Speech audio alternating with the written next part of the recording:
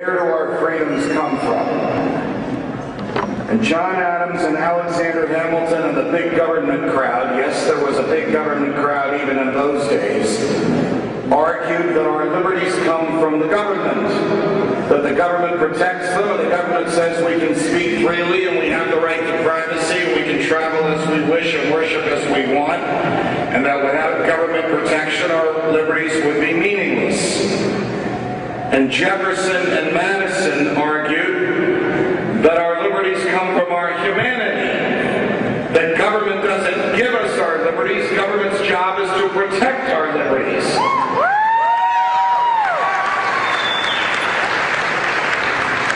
And when Jefferson wrote in the Declaration of Independence that all men are created equal and are endowed by their Creator with certain inalienable rights, he wedded forever the American soul to the concept of natural rights, which is that our freedoms are as natural as the fingers on the ends of our hands and the noses in the middle of our faces.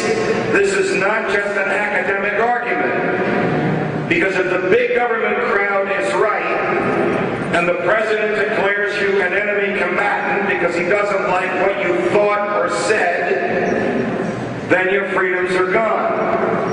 But if the natural law argument, the Jeffersonian argument is right, and the president declares you an enemy combatant, you can tell him to go take a hike.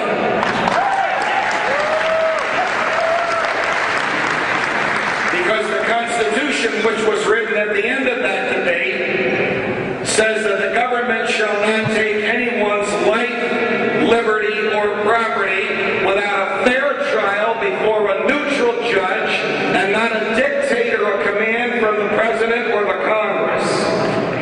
And we have fought many wars, including the Revolution, so that we can have that right. So our rights to think as we wish, to speak what we think, to publish what we speak, our right to worship as we wish, our right to defend ourselves, which includes the right to defend yourself even against the government.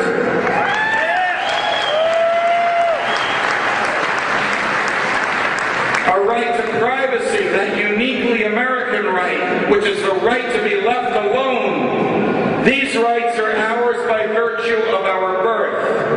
I believe that God created every human being in His own image and likeness.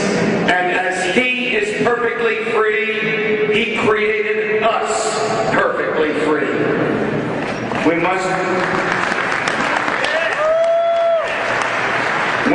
forever be watchful and diligent about the loss of that freedom.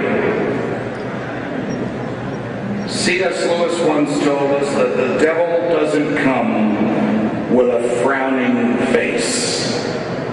He comes with a smile, and he is seductive. He offers us something he thinks we want in return for something he knows we have. And the government, like the devil, says this: give me your freedom, and I will keep you safe. There isn't a single instance in American history in which any generation was kept safer without being free. President Bush and President Obama have argued till they're blue in the face that their first job is to keep us safe.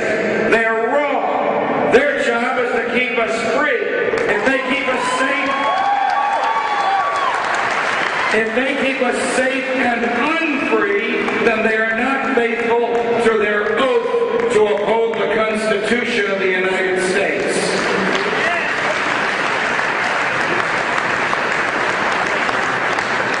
Unfortunately, Thomas Jefferson was correct when he said, in the long march of history, it is power and order that increases and freedom that decreases. That was a warning to every subsequent generations of Americans to be on the guard for the devil and his diabolic offer. If anyone you ever send to Congress returns with less of your freedom, don't ever send them back.